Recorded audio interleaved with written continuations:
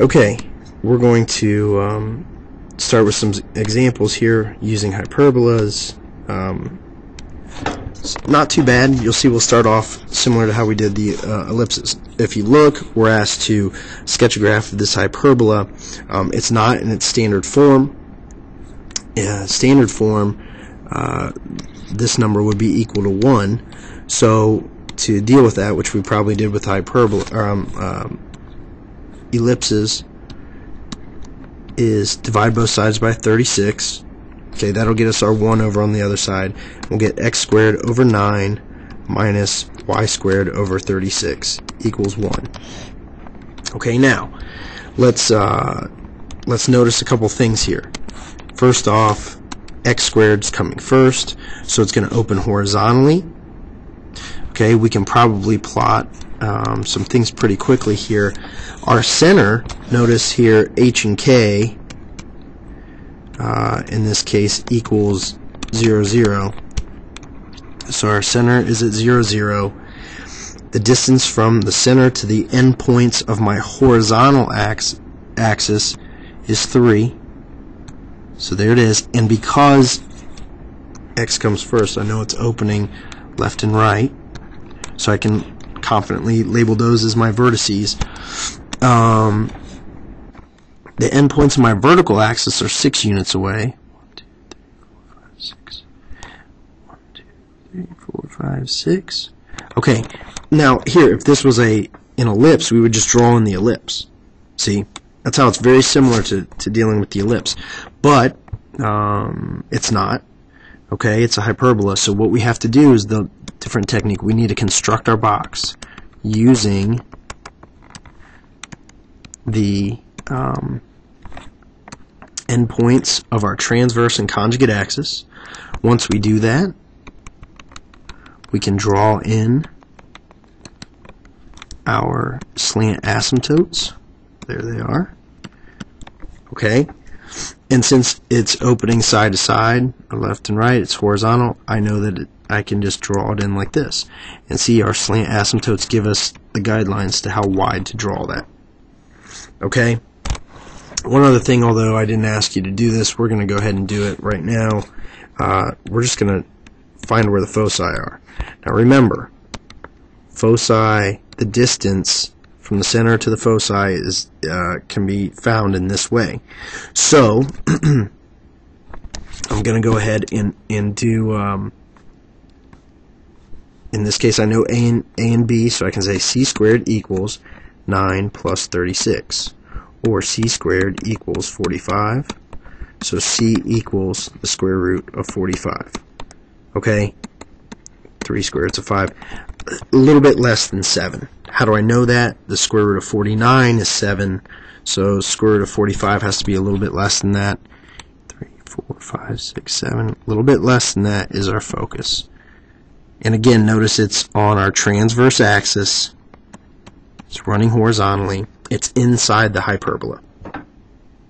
Okay, let's take a look at the next one here. Write the equation for the hyperbola in standard form, graph the hyperbola. Include the foci and the asymptotes. Okay, well, a little different here because this is not in standard form. That's okay. In this case, it looks like y is going to come first. That's not always the case, but we'll just assume that it is here. Okay, and what we're going to do is we're going to group our y terms together, group our x terms together, and I'm going to take the constant to the other side. Alright, now we need to factor what we're going to have to do, okay, if we're trying to get to something that looks like this.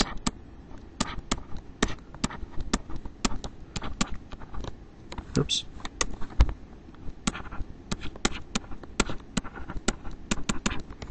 Okay, we're going to have to complete the square. Actually, we're going to have to complete the square twice. So what I'm going to do is I'm going to group here. And actually, I never group with a negative, so I'm going to put a plus, negative there, and group. So now this becomes plus negative 4x squared. And then I'm going to factor some stuff out. I'm going to factor a 9 out. I get y squared minus 2y. Okay, and I'm going to take a negative 4 out. I get x squared minus 6x equals 63. Alright, from there, I'm going to complete the square inside the set of parentheses. And you can think of this a number of ways. Alright, I'm going to take a 9, and if I complete the square inside, I'm going to add 1, okay, minus 4 times x squared minus 6x, and then I'm going to have to add 9 here. Now, what you have to think of is, what did I actually add? When I added this 1 inside here, what did I actually add to that side of the equation? Well, I actually added 9 times 1. So, I have to add 9 to the other side. 9 times 1. Okay? And I have to also add negative 4 times 9. So in this case, I'm going to have to add negative 4 times 9. Okay?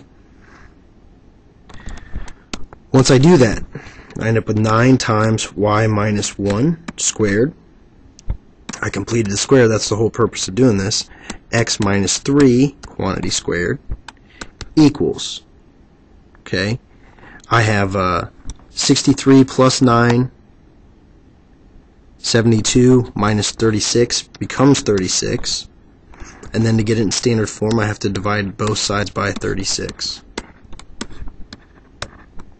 Okay, we end up with y minus 1 squared over 4 minus x minus 3 over 9, x minus 3 squared over 9 equals 1. This is our equation in standard form. Okay? That's the one that we're going to graph. Now you got to be careful. A lot of things that can throw you off here. But here we go. Our h value is 3, and our y value, our k value is 1, so the center here of this one's at 3, 1. That's our center. The distance to the endpoints of my vertical axis are 2 units away. Notice y comes first, so these are my vertices. Then the endpoints of my horizontal axis are 3 units away. Okay. We use those values to draw in our box. Here. We draw in our box to draw in our asymptotes. Okay? And from there, we can draw in our hyperbola. In this case, it's opening up because y came first. Okay? If we needed to include our foci, which I asked you to do, our foci, remember, c squared equals a squared plus b squared. So in this case, we can say c squared equals 4 plus 9, which c squared then equals 13, or c equals the square root of 13, somewhere between 3 and 4. So somewhere in here is our focus. And there's our focus. Okay. Somebody asked you for the coordinates of our foci. In this case, you would just take your center. Remember, our center was at 3, 1, and you could say it's at 3, 1 plus or minus the square root of 13. That's where our coordinates of our foci lie. Okay, find the equations for the asymptotes in example 2. Alright, good problem here. Look, first off, we should be able to just look at this and we can tell. Our slope, right? Our slopes, we know, should be plus or minus b over a, or 9 over 4. oops, I'm sorry, 2 over 3, 2 over 3, that was b squared over a squared. But if you look, you can see it.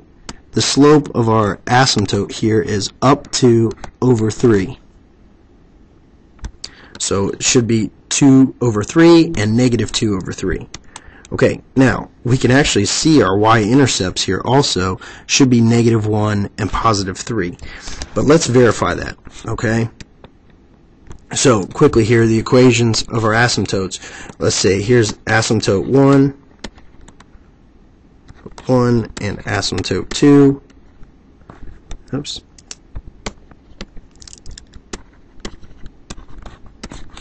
Alright.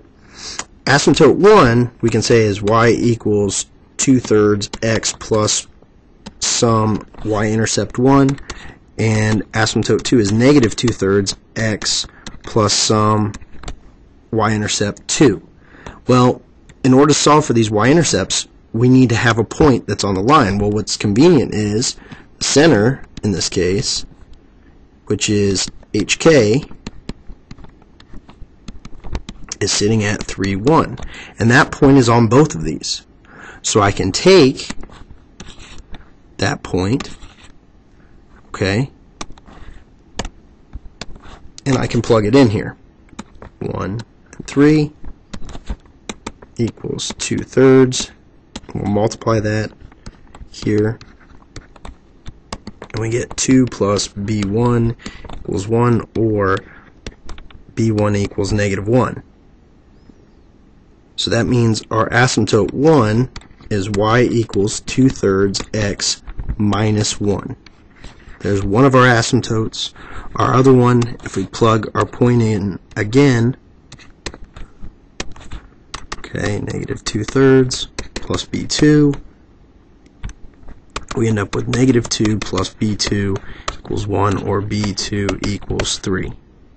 So our second asymptote is y equals negative 2/3 x plus 3. Alright, that's it for those examples.